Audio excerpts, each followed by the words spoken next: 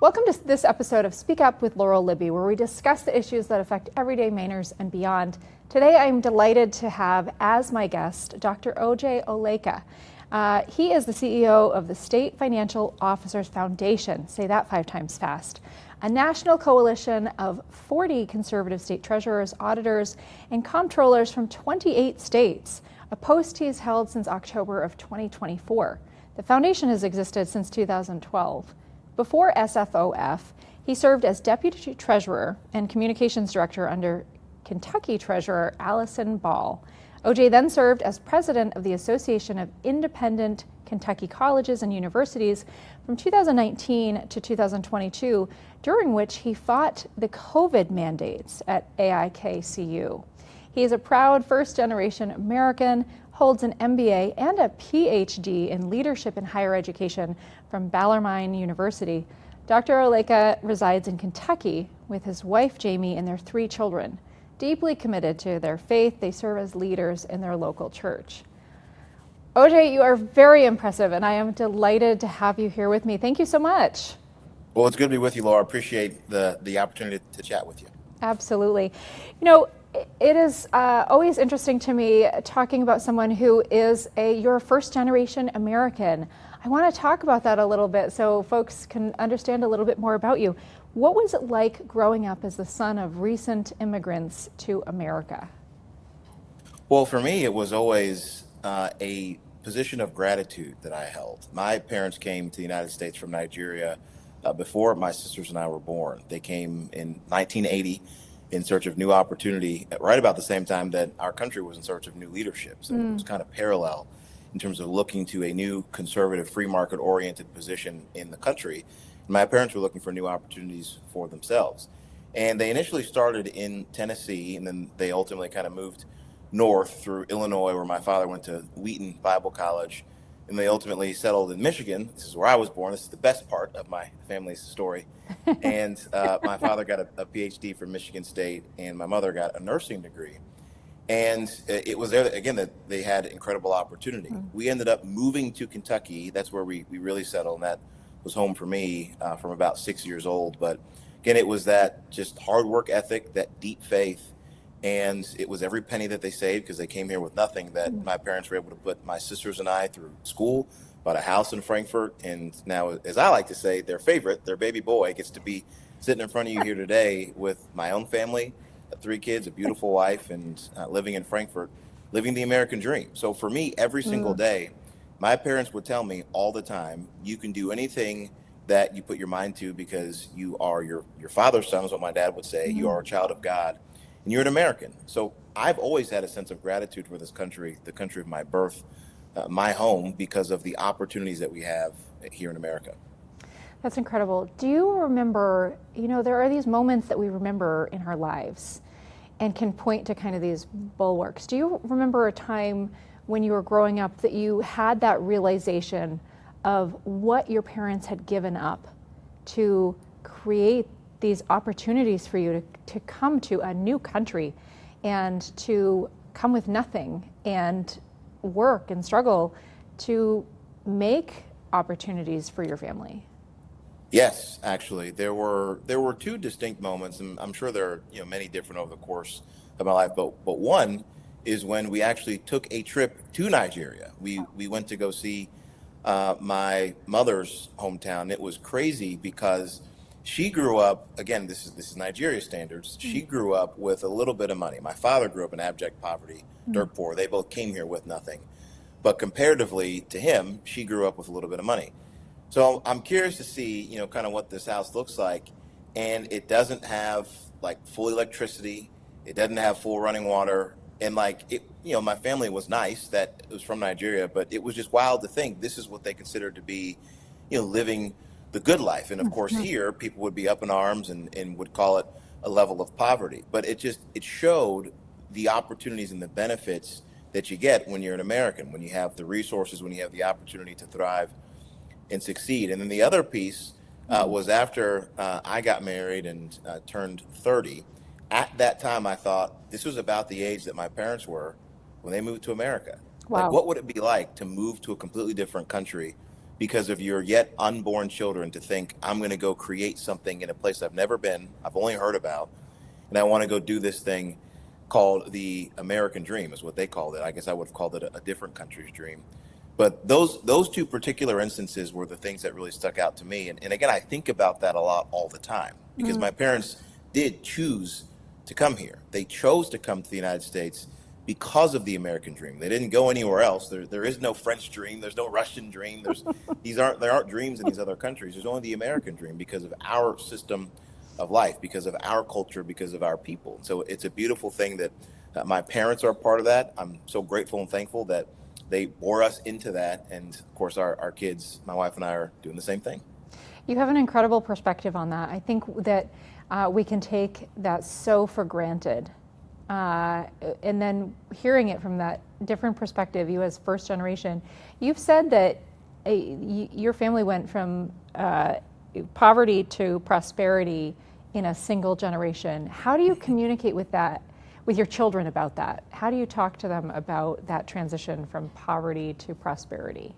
Well, it's a little harder now since they're so young, 6, 4, and 1. It's funny. My daughters will say, "You just need to buy me these things because you have a job, you work, so you can buy me stuff." I'm like, well, it's not exactly that simple. There's a lot that goes into it, but we do talk a lot about gratitude. Again, our girls are 6 and 4, and they fight a lot. We were talking about kids fighting before we hopped on. Our girls, they're frenemies. They're best friends sometimes. They're enemies some other times. Totally understand that. Well, and again, that's what happens with kids, and it really devolves around one gets the pink cup and the other one gets the blue cup, or one gets a cupcake and the other one doesn't. And you got to stop being jealous of what someone else has. You got to be thankful of what you have, of what God has given you, of what you have in this moment. So it stems a lot, first and foremost, from gratitude, again, from what the Lord has given us. And then it goes into what you have as a result of being in this country. And again, I'm not as explicit yet as I think I'll start to be in the next few years, but we'll see the American flag and they'll say, "Oh, there's the American flag," and they get excited about things that I think are important, foundational, again, for kids, but really anybody of any age, to appreciate and to understand and to recognize that is different and special about who we are as Americans. Starting out, you were a Teach for America Corps member. What sent you there instead of straight into this world where you are now? And is there a lesson in particular that you learned there that you now carry with you in the work that you do? You will find with me, Laurel, that most of my stories start with my parents, that it is something that they taught me. I love that. And while I was in college, I had the opportunity to get a scholarship. I was a student leader. I got to be homecoming king and student body president. Not relevant now, but at the time was a big deal for me to be able to say that I accomplished. And I remember, as I was going through the process of what to do after college, and Teach for America said, "Hey, you've got this interesting college career. I think it could translate into being a good teacher leader for low-income kids," because that's what Teach for America is. You teach in low-income communities, either an urban or a rural area. I ended up teaching in urban St. Louis. My wife taught in rural South Carolina, so we have very different stories, but also parallel in a number of ways. And like I did with so many things, I asked my dad. I said, "Well, what do you think?" Because at the time I wanted to go to law school. And he said, "Well, what's 2 years removed," because it's a 2-year program, "what's 2 years removed from a law school program if it allows you to put kids in the same situation that you now have to think about what you're going to do after college?" And again, from my dad's perspective, who grew up, like I said, in abject poverty, who actually had a cruel headmaster throughout his education experience in Nigeria, that meant something to me. So I thought I can go create opportunities for other kids to get a good education so that they can go on and thrive. And that is the second answer to your question in terms of what I learned. What I learned while teaching is that any kid, in fact, can learn. Doesn't matter your background, doesn't matter what you look like, doesn't matter your zip code, the money that your parents make or don't make. Any kid can learn as long as you've got a good educator, a good school environment, and obviously parents, if you have the opportunity to be engaged and involved in your education. A lot of my kids did. All my kids were low-income kids. They didn't always have the opportunity to have parents engaged. But if in that classroom, for those 8 hours a day, or for those 45 minutes or an hour and 15 minutes, in that class, because I taught in a traditional public school. If you got a great educator who believes in you, you can learn. A lot of these differences or lack of opportunities can kind of disappear pretty quickly. And then the second thing, to go on a run-on response, Go for if it. you've got if you've got good job opportunities for those same adults or those same kids in that same community, you can basically end poverty overnight, because effectively you now have a better pipeline of education to jobs. The adults are working, they've got skin in the game, the kids are learning, they now see new career opportunities. I don't know how many students I had that would tell me that, in so many words, that they basically were going to go on and sell drugs, or they were going to be on government benefits, because those were the jobs they saw. That's what they saw, because that's what their parents or the so-called leaders in their communities, again, outside of government folks and teachers themselves, that's what they saw. So if you've got good career pathways, kids see the real opportunities that are available to them. So it's twofold. Kids can learn, adults can work, and those two things together can end poverty overnight, which is actually what made me want to come back home and get involved in the political process and policy, because I felt like I had a good idea of how things could change. Yeah, I feel like so much of that you're talking about is expectations. And if you have an expectation of potential and greatness, then you're more likely to see that fulfilled. And if you have an expectation of failure and status quo, then you're also more likely to see that come through, that self-fulfilling prophecy.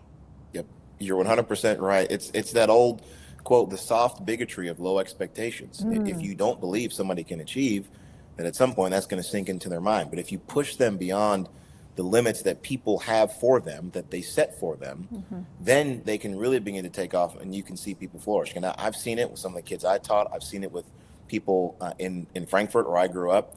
It's everything you said is 100% true. You know, OJ, I know that you're very open about your faith, and how does that inform your day-to-day, the work that you do?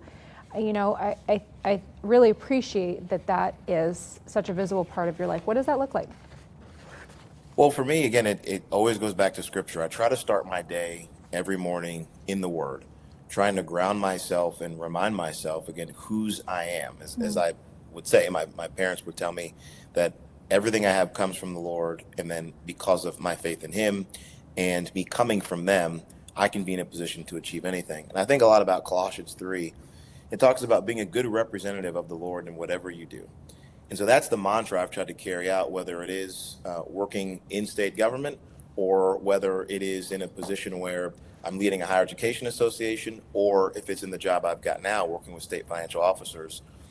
A phrase that I would use is, I may be the only Jesus that people ever meet, or the only Bible that people ever read, meaning people who have no idea who Christ is. They don't know that He loves them so much that He died for them for every sin they've ever committed.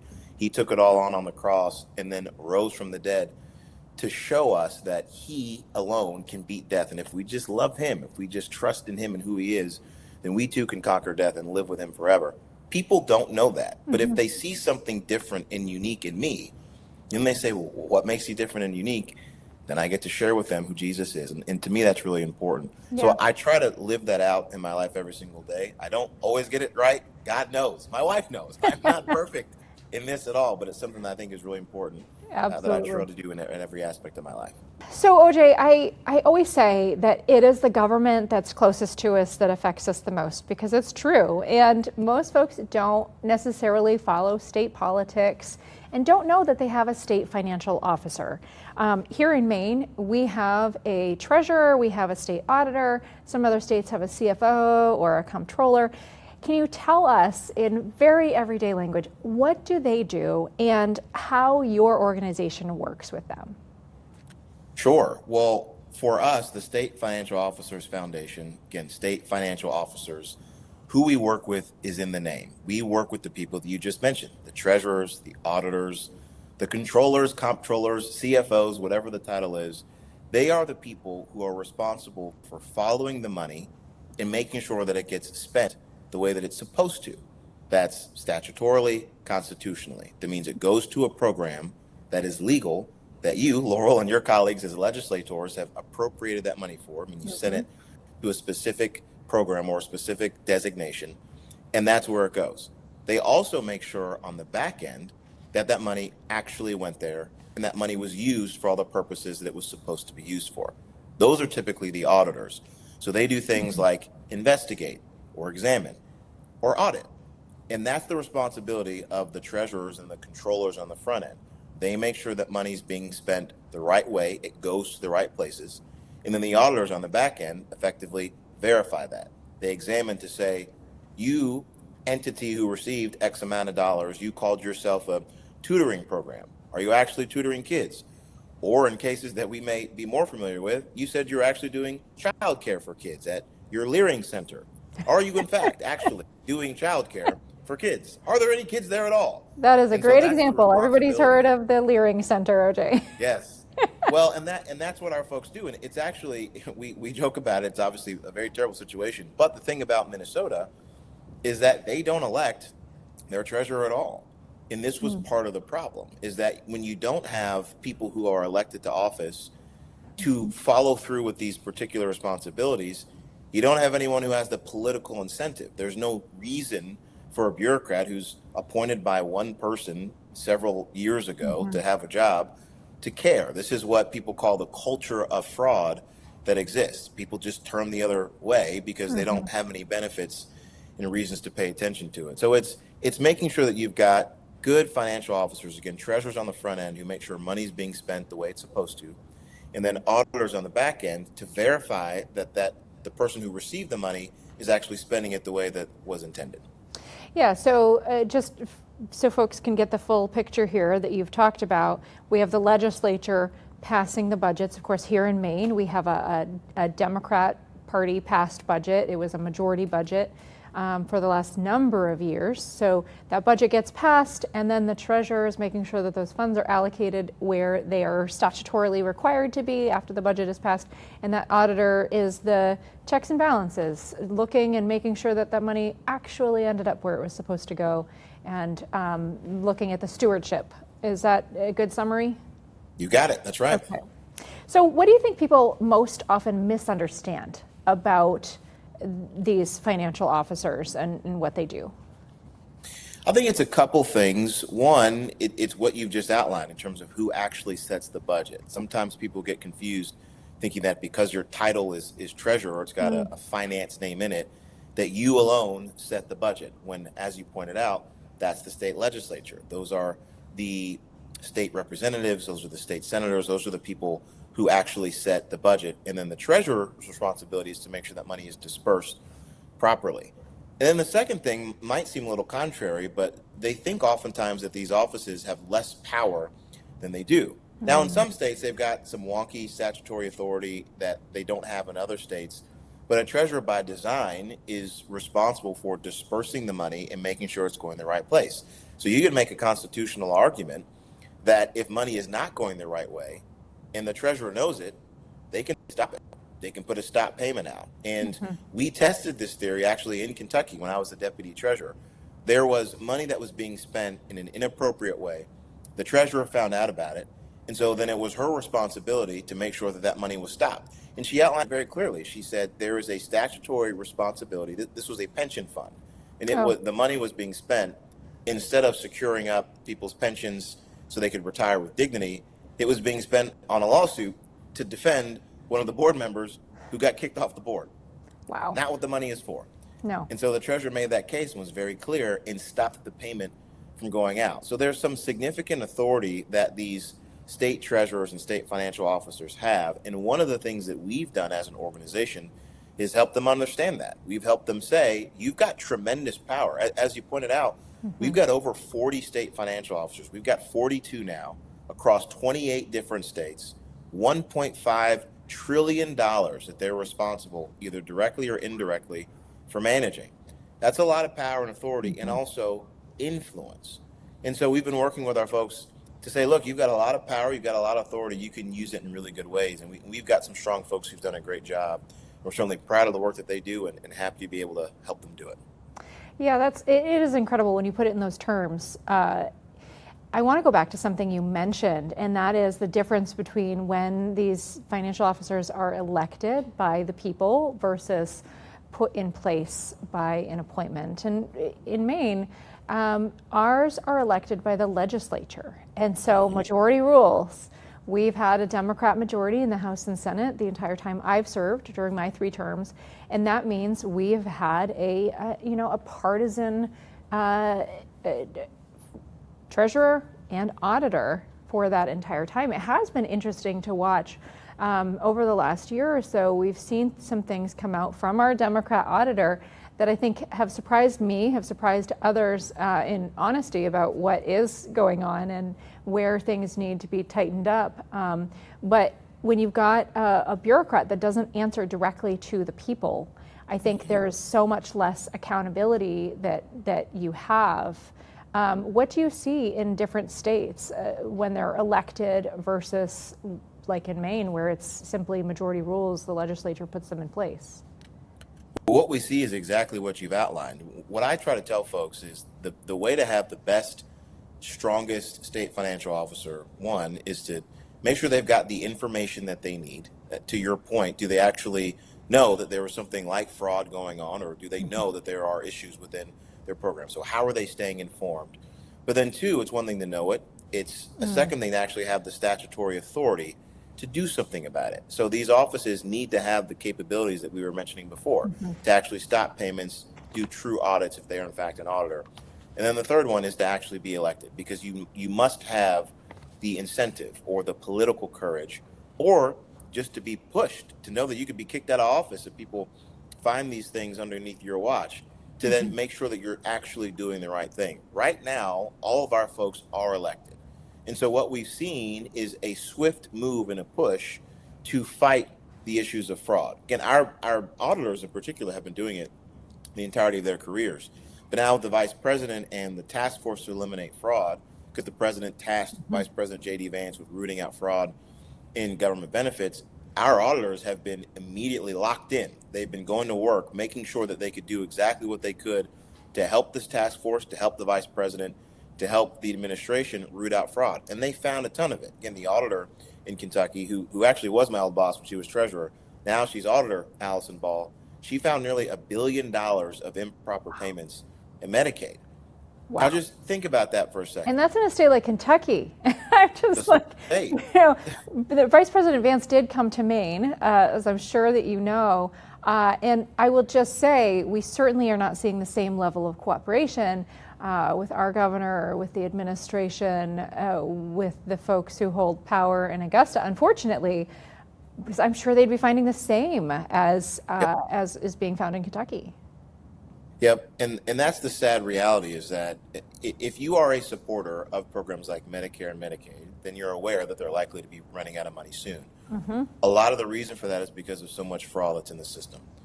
There were reports done by the Government Accountability Office that overall within the federal government, there are roughly $500 billion of fraud or waste and abuse, basically lost money every year, every single year. And there was another report done that in a lot of these government programs since the mid 2000s, there have been $5 trillion that's been lost. Wow. So again, these aren't my numbers, these are the federal government. And these are crazy numbers. These are incomprehensible numbers. Insane numbers. These are insane numbers. They're indefensible. But also, again, think about what that means for real people. Yes. Every dollar that the government takes from you is a tax, and they take it because they say they need it to run programs. Well, if 10% of that at least is going to fraudsters, well, that's 10% of your taxes that should come back to you. And then you should be able to spend that money the way that you want to, or save it the way you want to. That could do so much more to help the economy grow and turn things around for folks that are struggling. And then the other piece of this is that when the fraudsters take it, that money doesn't go anywhere that it's supposed to go. They take it, they spend it, and again, this is what the reports say, this is what we found from people who've been prosecuted. They spend it on cars like Benzes, they spend it on real estate holdings, they spend it on things to help themselves get rich and wealthy based off of money that should be going to people who need it, based on money that came from you as a taxpayer. So it's an awful system where you lose out as a taxpayer, where the people who actually need good benefits, they lose out because the money's not there.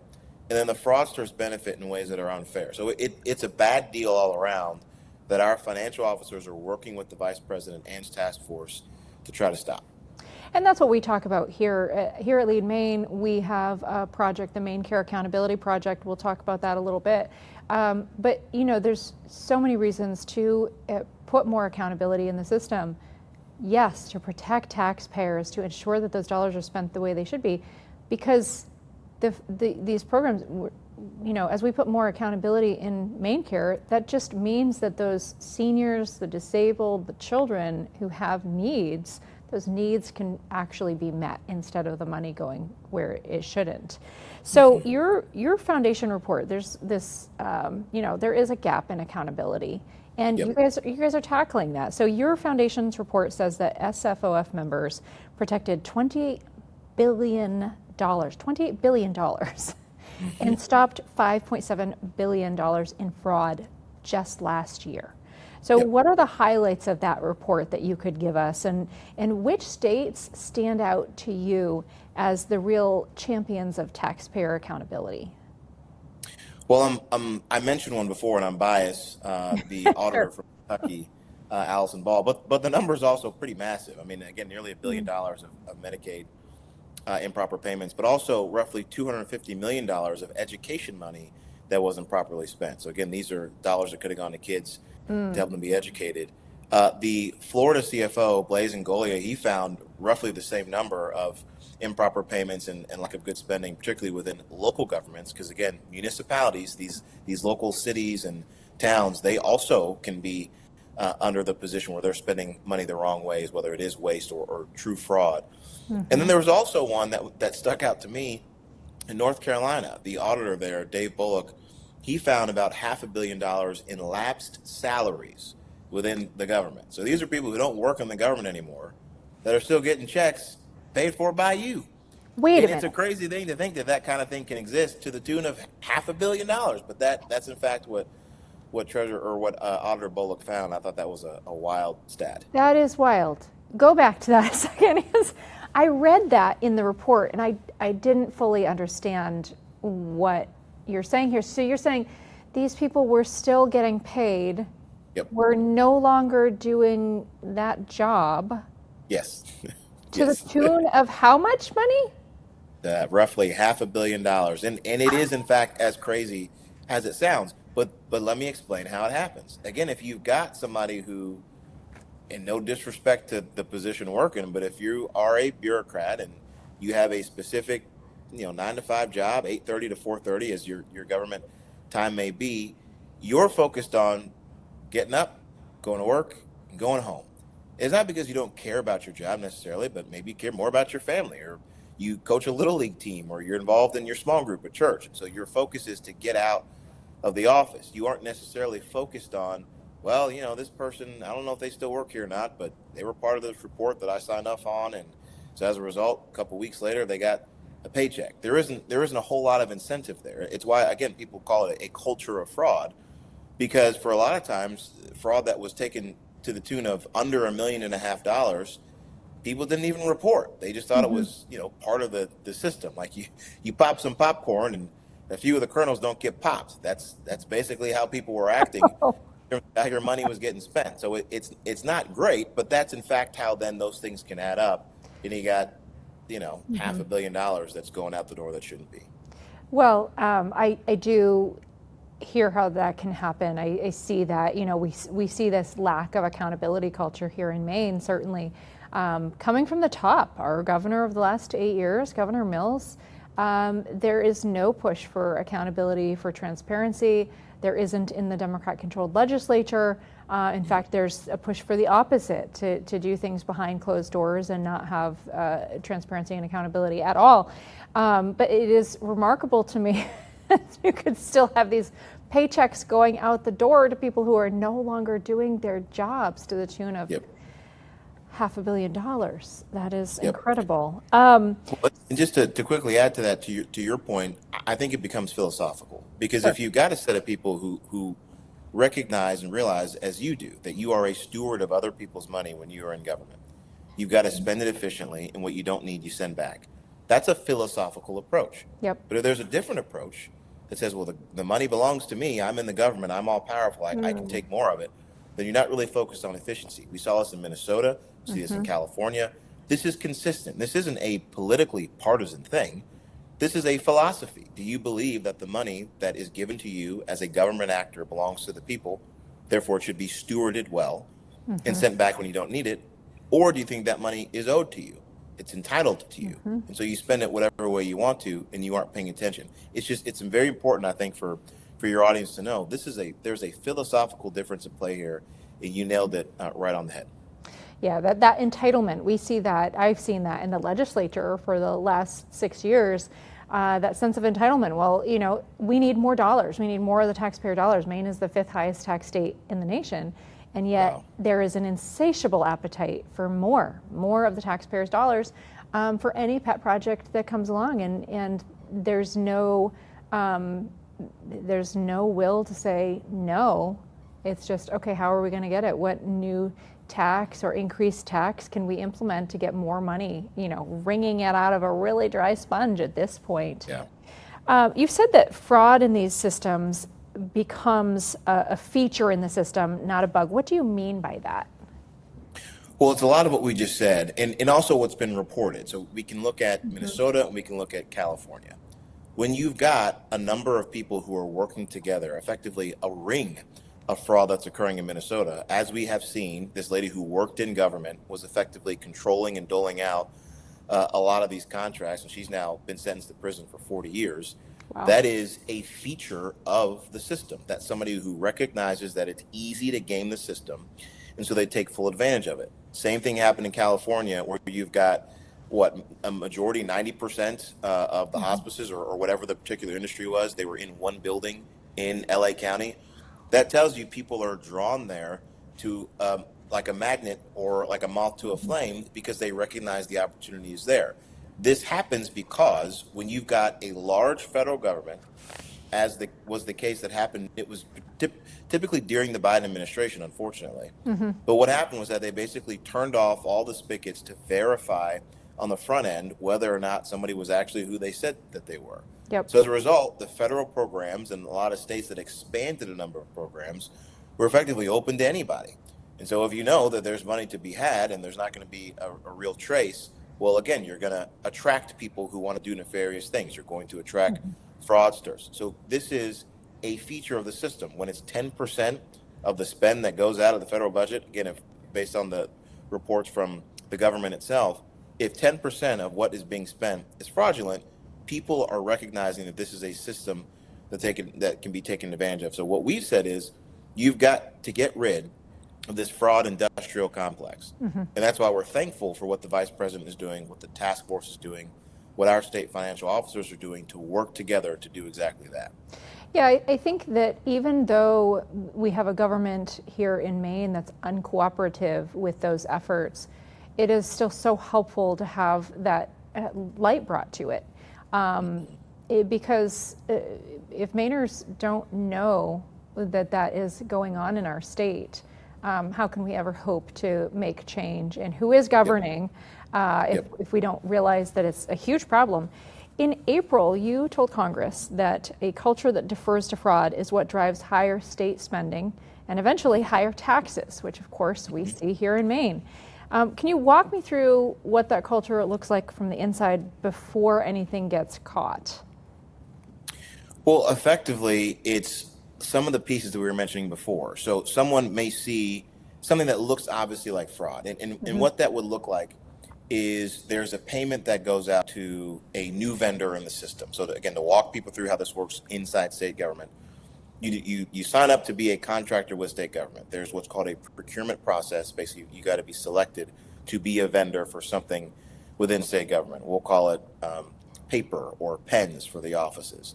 Sure. So there's a contract that has a regular payment that goes out each month. Again, for easy math, we'll call it $5,000. So $5,000 for paper. That's what we're doing. $5,000 for paper. Right. That's what we're doing. That goes out every month. Someone signs off on it every month. Well, around month 7, all of a sudden it goes up to $5,500. An extra $500 tacked on there. Now, what you should do is say, that's a different number. That seems a little bit different to me than what I typically sign off on. But what usually happens is someone will say, what do I know? I'm not at that level. I'm not in charge, I'm not responsible, I'll just keep signing off. And so then it's 5,500 for a few months. Then it's 7,000. Then it's 10,000. And then there's two payments in a month to two different places, both for 7,000 or for 10,000. And then these things start to add up. But again, nobody actually stops it because they say, well, what's 500 here or there? What's a couple grand here or there? Again, it's government money. It belongs to me. It just goes out. However, versus having a stewardship mentality where this was your own home budget and you looked at your credit card bill, you looked at your bank statement and you saw $500 extra spending, you didn't know where it went, you probably try to figure it out. So that's a simple example, but it happens so often with something like a state health care plan, where you may have an extra $10 million that's paid out twice in insurance payments that shouldn't have gone out. But nobody's watching and nobody's paying attention to it. So instead, what comes around to the next budget is some legislator gets up and says, we were in a deficit of $20 million last year. We need to invest in healthcare. We need to invest. This is the word that politicians use when they want to spend more of your money. We need to invest in this or that. But what it means is you're increasing taxes, and because of that, you're paying for the fraud that nobody caught. So this is how it can become, again, institutionalized. This is how it grows, because it starts little by little with something easy that could be caught by somebody just paying attention, and it turns into a large industry where people get millions as a result. Yeah, and it's interesting that ballooning effect, multiply that scenario you've just talked about by however many times, and you can see how that quickly gets out of control, and how, yes, every single $500 overage matters because they really add up, especially if that culture allows this to become habitual and prevalent across the budget in different areas, and especially, I think in healthcare, it can be even easier for that to happen.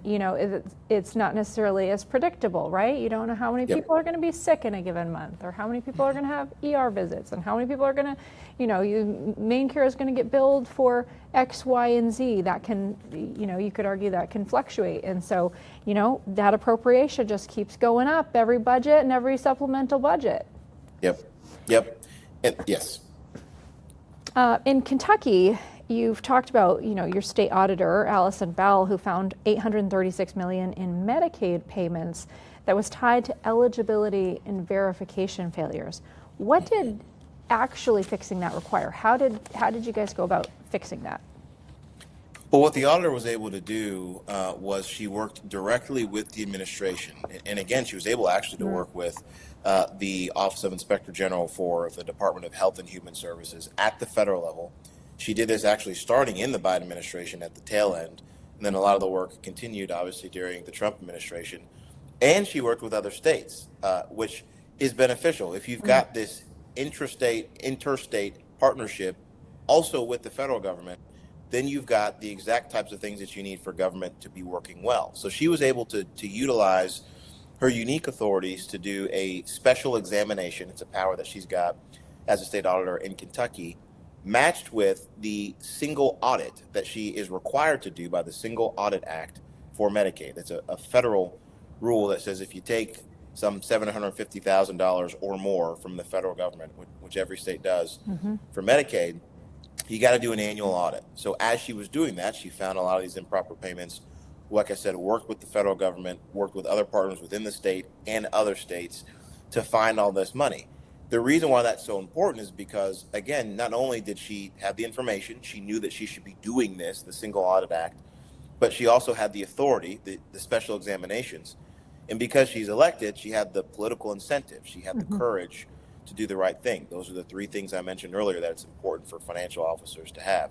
So as a result, she was able to make this report. She was able to demonstrate and show all this money is going in the wrong place. And then she followed up with it to say, look, in Kentucky, we got a lot of folks who need some benefits. They have some needs. We don't have to ask for more money from the people. We just need to spend the money that we already have the right way. So not only did she figure out what was going wrong, but she offered a solution on what to do right. that's really the full way that financial officers ought to operate. That's how our folks operate, because again, they care about their constituency, they take their job seriously, and they do it well.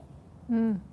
You know, the SFOF fraud report doesn't cover Maine, but we have our own version of that same exact story happening now. There was a federal audit that was released in January of this year, and it found that Maine's health department hadn't run a single, not even one, post-payment review of its autism-services program since it started in 2010. So Wow. 16 years ago. And Wow. it produced $45.6 million in improper payments. I mean, are those numbers that surprise you? Is that a pattern that you see elsewhere?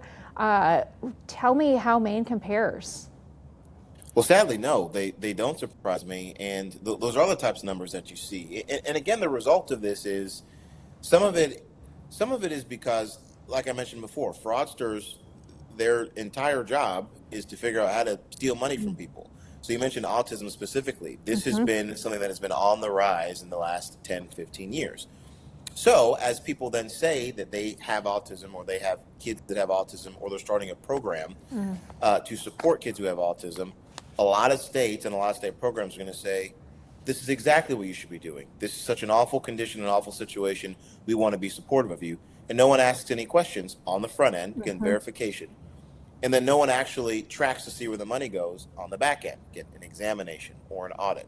And you saw this again in Minnesota, in different states as well, where they would run these autism schemes, specifically autism, because there was an opportunity for fraud. And again, this is the thing that's really sad about it, is that there are people who legitimately have really tough cases of autism, or they have really difficult healthcare needs that need to be addressed. And so as a result, fraudsters come in and take advantage. No one asks any questions, and those people don't get any benefits. There was one report that came out when the federal task force was talking about these issues, where somebody claimed to be I think a home health care nurse, effectively. And it was supposed to be their responsibility to get money to then take care of a man. They never did. That man died. Oh. The man lost his life because fraudsters would rather steal money from him and steal money from taxpayers.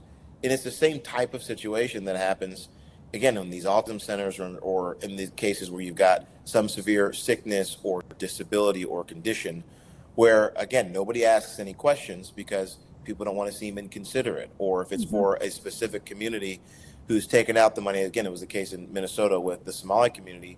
People don't want to be called racist. They don't want to have some charge leveled at them. That's completely untrue. They just want to figure out what the facts are. But as a result, they just wash their hands of it. They say nothing, and then $45 million gets stolen from Mainers. Well, I mean, and that's really the tragedy of it, is that the lack of accountability creates opportunity for folks to slip through the cracks and have their needs not met. And we are talking, as a nurse, I have met these patients, and as a state rep, I have heard from their family members about the wait lists and the lack of care that exists. And so to see these resources going to folks who are not providing the services that they claim to be, to this incredibly vulnerable population. I mean, parents dealing with grown adult children with autism, this is a population that can very easily be in crisis when the services that they need are not available. And so it is just particularly repugnant that people would take advantage of the system in a way that would put these people who are so vulnerable at risk. And yes, in Maine, we have seen the same, with deaths resulting from incompetent care or non-existent care. And that is absolutely just unforgivable to me. We have an office that's supposed to be the independent check, the OPEGA, who told our own legislature in February that it doesn't have the capacity, this is the folks who are supposed to be running these checks, it doesn't have the capacity to forensically audit the roughly $5 billion a year that's running through MaineCare. What are we supposed to do with that? You know, the state's own watchdog says we can't do our job. Is that, to you, a resourcing problem, or is that a design problem, a culture problem? Well, it could be both. Again, to be fair to the situation, it could be both, but I'm inclined to believe it's a culture problem. And I say that because perhaps 20 years ago, Laurel, it could have been a resourcing problem, and that would have been it, because you need 50 100 investigators or auditors to actually go directly in the offices. But now we've got artificial intelligence, we have AI, we have new technologies where you can effectively look through all of the disbursements that go out. And again, this is what our auditors are doing across the country now because they're interested. They're actually passionate about solving the problem. There are a ton of companies in the private sector who are able to look at every single dollar that goes out and again, find those anomalies. So like we were mentioning before, you pay $5,000 a month for paper and it goes up to $5,500. You run it through this program through an AI company, again, that's reputable, that goes through the process to be selected. You run it through that program and then they'll find it and they'll say, here's what you ought to do. You ought to call this company, see if it's actually real. And then again, some of them can actually do the checks and the verifications on the front end for you and then give you a report. So those things certainly cost money. That's why I say there is partly a resource issue. But again, if you had a legitimate interest, you wouldn't just say, oh, well, we're at capacity. We can't do it. Right. That's too bad. You'd actually try to figure out ways to resolve it. And most importantly, you'd look at colleagues across the country who are doing this. One of the things our auditors have talked about is how do we effectively come together to do like open source coding? If I'm doing something great in my state that's helped me figure out how to audit quickly, how do I provide for you that same resource in a state that may be 2,000 miles away? Because we want to work together to preserve as many dollars for the American people, our own constituents, as possible. So it's more of a culture, I would argue, again, knowing nothing about the situation, probably some resource, but I think if you push and press a little bit and offer some of these ideas, I think people might change their tune. I love that crowdsourcing accountability, right, for best practices. We are not seeing that in Maine, OJ. That's too bad. What policy fixes would you recommend? You know, in an ideal world where we've got the problems that we have here in Maine, but you could recommend policy fixes, what would you suggest that Maine pursue to better protect the patients that are relying on these resources, on Medicaid, and the taxpayers who are funding it? Well, some of these, and we recommended these when we did speak to the Oversight Committee in Congress, I think you could have better data sharing between the federal government and state governments. And the reason why that's important is because you have federal programs like SNAP, food stamps, or you've got Medicaid, MaineCare. They're federal programs, but they are administered by the states, as in states are responsible for pushing that money out. So if there was better data collection from the feds and the states to say, well, we have a list already, and the federal government has this, it's called Do Not Pay. We have a list already of people who are basically on a watch list because they've committed fraud in the past, or we're concerned that they will. You can work together with states to say, well, yeah, that checks out based on our data, or no, that's bad information, that person's actually okay. If you share the information, you share the data, it makes it easier to verify on the front end. So you're limiting the pool of fraudsters to begin with. And then, of course, on the back end, if you're able to share information, for example, like Social Security, it's called the Death Master File, basically ensuring that nobody that's passed is still getting benefits or still getting resources. If you can share those information, then that obviously helps a lot. So data sharing is number one. I mentioned before, utilizing new technologies. If you've got something like artificial intelligence that can be done where you can gather the information easily, if you've got blockchain technology, so a lot of the disbursements are on a transparent ledger that people can see, that makes things easier for tracking purposes. So You've got data, you've got technology, transparency is included in that. But Laurel, number one, you got to have these people elected. They got to be elected. If you have an elected statewide treasurer and auditor, then they can actually be accountable to the people, not accountable to legislators, because not all of them are going to be as good as you are, of course, and then actually accountable to the people who they can go out and talk to them as they're campaigning for re-election, and they can be asked, what did you do about fraud? What have you done about waste? What have you done about these issues that are impacting me because they raise my taxes and they make things more expensive and they make my life a little bit more difficult? If they're actually able to face people, again, they then have the political incentive to resolve some of these problems and fight for some of these recommended changes on their own. Well, I certainly support a constitutional amendment to have our constitutional officers elected by the people. There you We go. are not there right now, but Lead Maine is pursuing some solutions for Maine. We're pushing for two specific fixes here regarding our Medicaid program, MaineCare. The first is in-person inspections of MaineCare providers. You've touched on that a little bit. We really haven't seen in-person inspections happening since COVID. It was a very convenient excuse for Maine government. And so now, you pick up a phone and that counts as an in-person visit, which you and I both know is not. So Right. we are pushing for rulemaking that would say in-person means in-person. And then we're also putting payments on pause. If an entity is under Yes. a suspicion of fraud, that those future payments go into escrow instead of continuing to cut checks while we're trying to get money back. Yep. So those two pieces of rulemaking we are advancing. Does that match what has worked elsewhere? Are we missing something? We've got to start somewhere. No, I think those are brilliant ideas. I mean, again, if you actually have in-person checks, then to your point, or check-ins, I should say, for clarity of language, if you're actually going to go visit people to make sure they're real and the thing that they're saying they're doing is legitimate, then again, it cuts out a lot of the issues on the front end because you set up deterrence. You set up a situation where someone cannot lie because they can't create a bunch of kids if they're childcare who don't exist, or they can't create a bunch of patients who aren't real. So I think that in-person is an absolutely brilliant idea. I also think it's smart to stop those payments. And I really like what you said about putting it in escrow, because oftentimes, those of us who believe that you should steward the people's money well, we get accused of being heartless or not caring. But you're not saying that to stop the money for people who need it.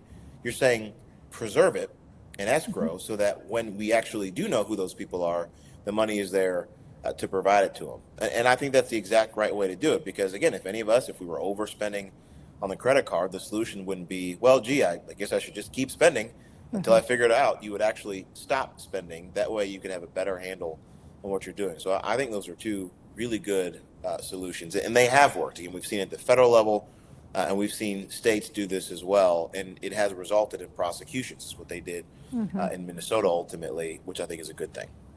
Yeah, well, I think it has to be a balance, right? We are talking about a program that serves the truly vulnerable, and we want to make sure, as we're working to fix it and to put in accountability, that those folks who do need the services get them, and that we can find those bad actors and get them out of the system so that those tax dollars do have more accountability and the folks in need truly can have their needs met. So you've talked about a number of solutions. We have the rulemaking that we're advancing in Maine. Let's say that all three of the items that you suggested, the two rulemaking pieces that we're working on, let's say all of that was implemented tomorrow. How soon would we see the results of that here in Maine? How soon would we actually see those savings show up in the budget? Give us the realistic perspective here. I think almost immediately. And what I mean by that is once you've got this elected official in place and you've got the tools with regard to the technologies, and you start to implement these in-person check-ins to verify who's real and who's not, you'll see a few things happen. You'll see some of the folks who are actively committing fraud, they'll recognize that they're not going to be able to do it anymore, and so they'll cut bait. They'll just leave. They'll go try to find somewhere else. Head to Minnesota, guys. Yeah, exactly. I'll go to California. They still got easy rules over there. I'll make my money that way. The gold rush out far west. But you'd have the savings there, but then you would also begin to see the monies that you could claw back, because again, as quickly as some of these private businesses that we've worked with, as quickly as they can move, you can start to see, well, here's an improper payment here, here's an improper payment there. These things can add up, which then means you could go to the legislature, this person who is, of course, elected.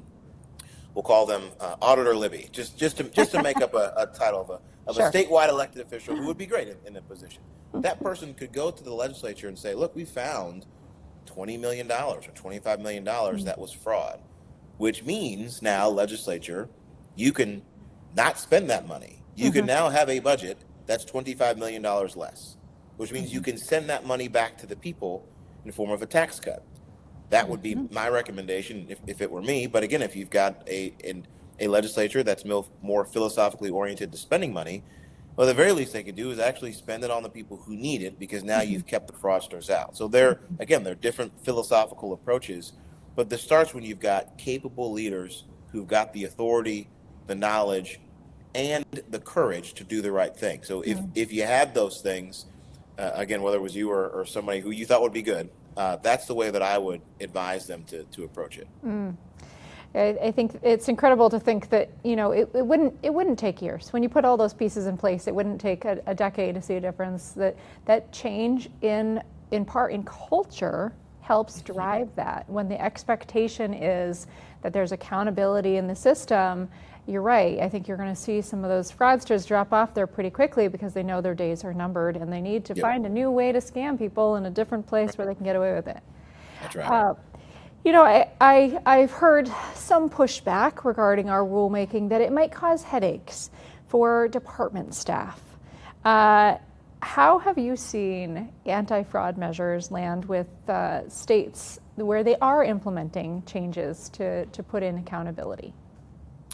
Well, it depends, and in some cases it's true, it will cause headaches, but that's not bad if it saves a bunch of money and you can actually return money back to the people. Any system that's new will cause headaches. If you do anything different than the way it's always been done, it will make a little bit of a challenge. There'll be a little bit of change. But this is where I go back to my Bible reading, and I'll pull up James, where the Lord says, consider it joy to be in suffering. If you're suffering for something that's good, then you can grow and you can have perseverance, and in perseverance you can have hope, and you can mature a little bit so you can be complete and lack nothing.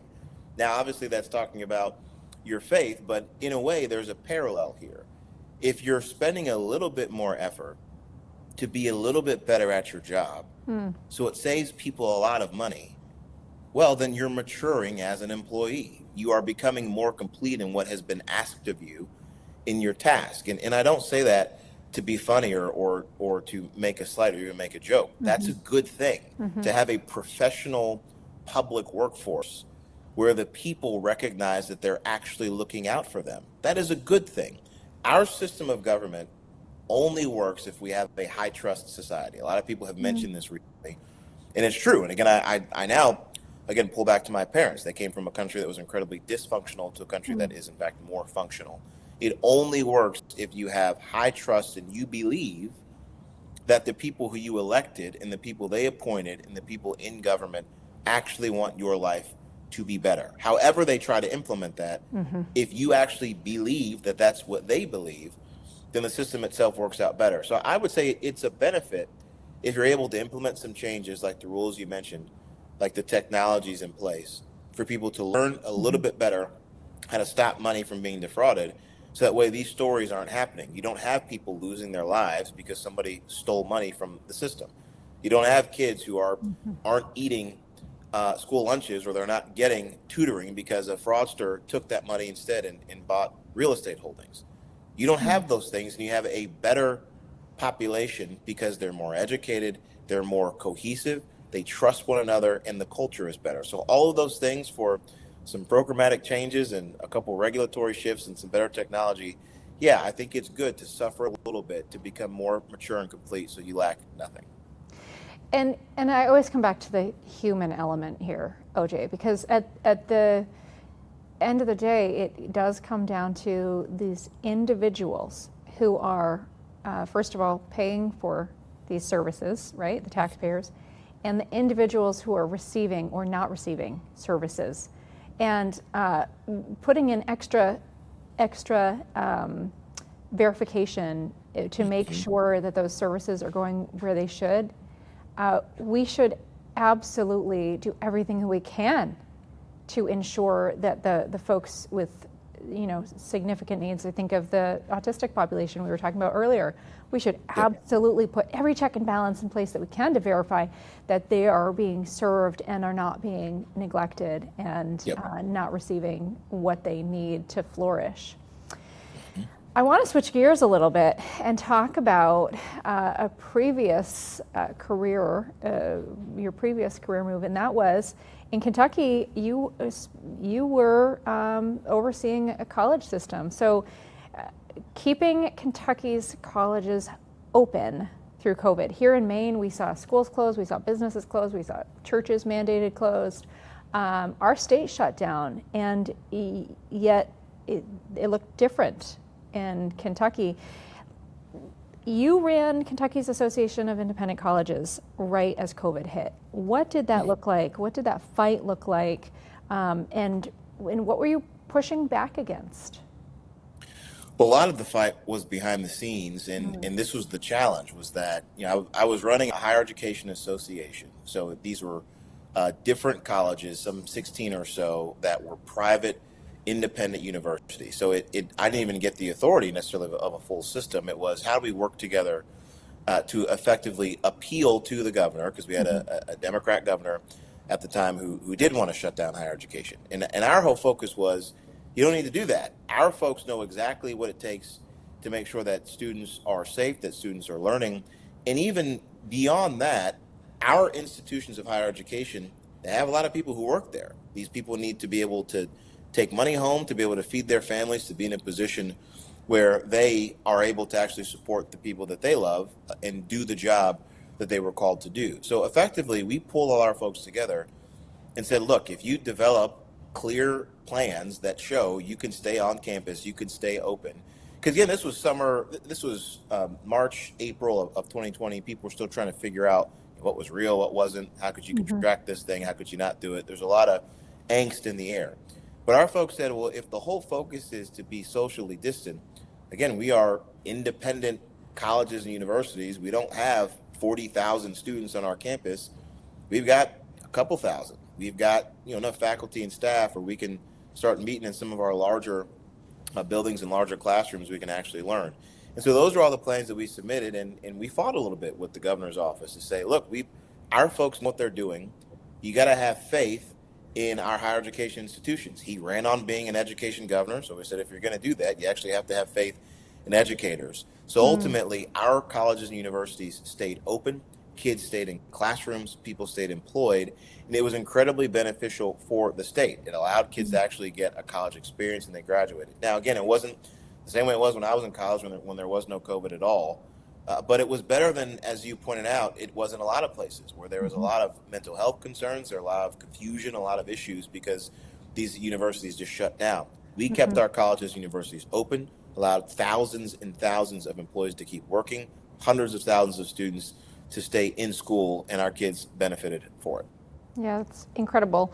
And that sounds like that sounds like an incredibly tough fight that you had to do that, because I know, as a legislator during part of COVID, there were these tough battles. What did running through that crisis teach you that you could then take regarding accountability and bring into the fight against Medicaid fraud? Courage, ultimately. Courage is the most important trait, I think, that a leader can have, other than vision. Because if you're clear about what it is that you believe and you know what your principles are, then you can have courage. And again, I go back to my faith, and I go to Joshua 1:9. Lord says, have I not commanded you? Have courage. I'll be with you wherever you go. And it's this idea that if you're doing the right thing, if you're doing something that is actually going to benefit people in a positive way, then you ought to be courageous about it. You ought to go forward and lead with it. And we saw that again during the pandemic. So many of us were maligned because of things that we said or believed that we now know to be true. And it's one of those where the same thing is in the case of all this fraud business. People say it can't be that bad, or why are you trying to take away benefits from people who need it? And the response is, it is that bad. And because it's that bad, the people who do need the benefits aren't getting them, or it's costing 3-4 times as much as it should to get it to those folks. And so as we see, as more data and more numbers come out, that the truth is bearing out, that people are actually seeing that this stuff is really, really bad. So it taught me, be courageous, have courage, and know exactly what you stand for, because people are going to tell you it's wrong, people are going to tell you it's bad, they're going to try to change your mind. But if you can stick with it, again, the truth always wins out in the end.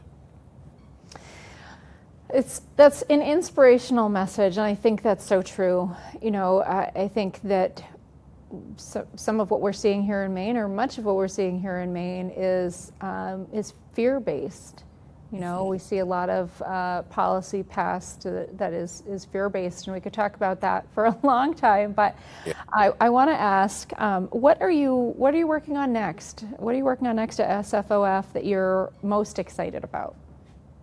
Well, we've got a lot of things in the hopper for sure. Again, most of it is focused on waste, fraud, and abuse, rooting that out, always trying to stay focused on making sure that your taxpayer dollars are not being weaponized against you. So whether that's DEI in schools or ESG investing, so basically spending all your money on climate-based stuff as opposed to what's going to actually get a good return for something like pensions.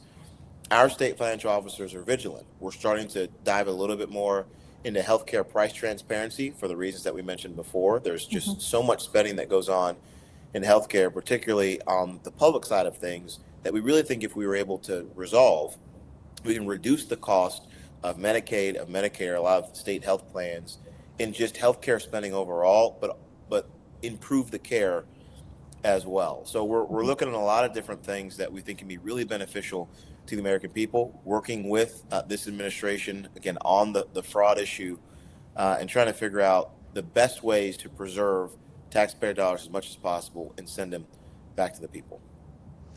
Well, I'm very excited to hear more about that in the future and see the results of that, OJ. If a listener wants to follow your work, or frankly push their own state treasurer to do more, to look for more accountability, where can they find you? They can go to sfof.com. That's sfof.com. That, of course, is our website. And they can go there to follow us and to give tips to their financial officers specifically on fraud. It's actually one of the best ways to help an auditor in particular go and do an exam or an audit is by giving them a tip. It's actually a criteria that's spelled out in a lot of states where if they get a tip from a whistleblower or from a constituent that something is amiss, that's really often all they need to then utilize the tools they have to go investigate it. So I would encourage you all to do that. Again, you can go to your own state, but if you go to sfof.com, you can do it there and you can follow the work that we're doing with our financial officers across the country. Learn something new every day. Right. Is there anything that I didn't ask you about, OJ, that you'd like to share on the whole gamut of what we've discussed? No, I think we've covered it. Of course, I'm thrilled at the work that you are doing. I think you're doing a fantastic job in Maine. I think the people in your district are blessed to have you. I think the people of Maine, all of them, would be blessed to have you as well at some point. So I hope that as you're thinking and praying on what you do in your future, that it involves the opportunity for every single person in Maine to have the chance to let you call them constituent. I'll put it that way. Thank you for your kind words. It is certainly my honor to serve my district. It has been for the last many years. And, here at Lead Maine, we are absolutely passionate about educating, empowering, and engaging Mainers to make the change we want to see in our state. So we have big work ahead of us in the next few years. But, OJ, I'm taken back to the beginning of what we talked about and talking about the American dream. And I think that your parents' story and your story is proof that the American dream does still exist. It really does. I hear a lot of pessimism these days that it's not possible, but I can see so clearly that it obviously is. What is giving you hope that that American dream is still there for the next generation today? Well, obviously, my own children, just seeing what they're able to experience at these young ages in 6, 4, and 1, and we're blessed to be able to get them into a good school where I know that they're learning well. But also, I will tell you, my wife and I, we got to spend 4th of July in Washington, D.C., and seeing the monuments and the fireworks. And it was just incredible to think through all of the things our country has been through in the last 250 years. And we have constantly gotten better. We started out a small nation that had a lot of hope and a lot of promise and a lot of ideals. And 250 years later, we work every day to move closer to those ideals because we, in fact, have them. But the thing I'm reminded of as I looked around, the ideals work because the people make it so. There's a great debate about what kind of nation are we, and are we a creedal nation? Are we a people? And what you can see through the founding, it was the people that made the creed, and the creed keeps the people, and it's a cyclical thing. They go together. We need great Americans to believe America is great. And when you have those great Americans who keep us great, then those are the types of people that we need to attract to then keep the ideals that make us who we are. And it was just on full display seeing that in Washington. I got to see it in my own children, their own special way when we came home. So I remain hopeful that we as a country will continue to be the greatest country in the history of the world, because I see it in my own home, I saw it in our nation's capital, and I see it every day, everywhere I go. You know, that hope is so tremendously important.